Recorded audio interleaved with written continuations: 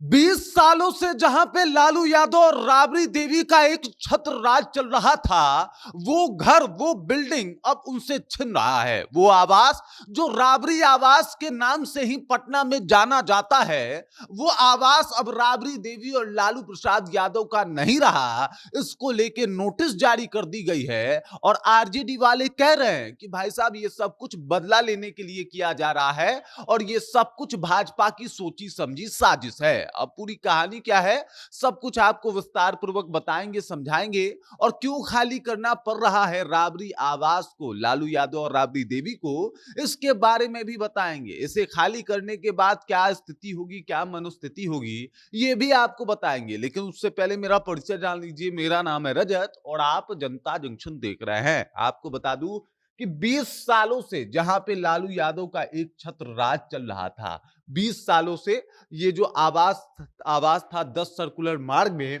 ये आवास राबड़ी आवास के नाम से ही जाना जाता था और लालू यादव राबड़ी देवी एक साथ यहीं पे रहा करते थे।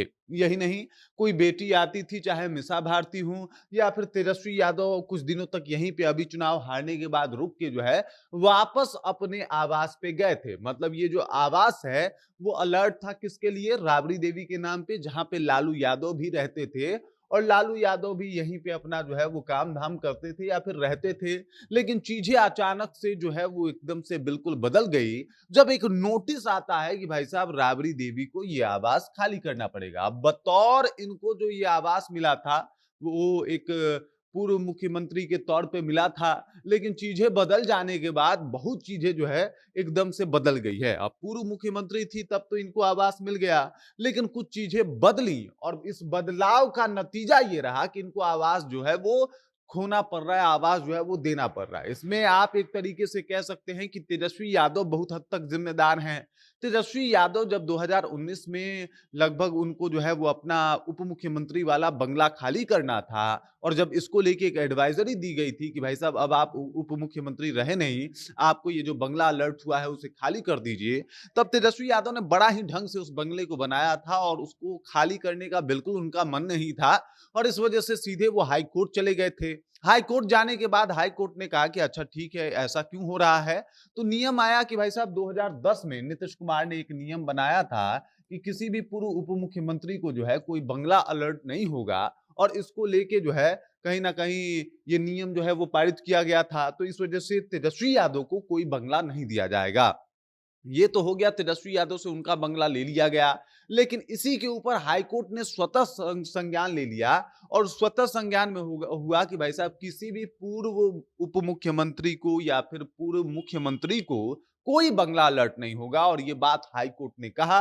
इस नियम के तहत जो है ये 10 सर्कुलर मार्ग जो है वो खाली करने का आदेश कोर्ट के द्वारा आ गया और कोर्ट नहीं, सरकार जो है वो बहुत सारे मंत्रियों का घर जो है वो उलटफेर कर रही है और इस वजह से राबड़ी देवी और लालू यादव को वो आवास खाली करना पड़ रहा है जिसके ऊपर 20 सालों से जो है लालू यादव और राबड़ी देवी का एक छत्र राज था। अब इनको भेजा कहा जा रहा है 39 हार्डिंग रोड पटना, यहाँ पे अब जो है इनका नया आवास बनाया जा रहा है। ये जो 10 सर्कुलर मार्ग था उससे इनको हटाया जा रहा है, कहा जा रहा है कि भाई अब आप यहाँ पे नहीं रहेंगे। अब इसको लेके आरजेडी वालों का मानना है कि भाजपा जो है ये बदले की कार्रवाई कर रही है। ये चुनाव तो जीत गई है, अब बदला ले रही है लालू परिवार से। पहले लालू परिवार के साथ कई सारे आरोप और भी ऐसे जुड़े हुए हैं कि भाई साहब लालू यादव के ऊपर जबरन ईडी और सीबीआई भिजवाना, जांच करवाना, ये तमाम सब कुछ इसी का हिस्सा है। और अब यहां तक कि लालू आवास को खाली करवाना,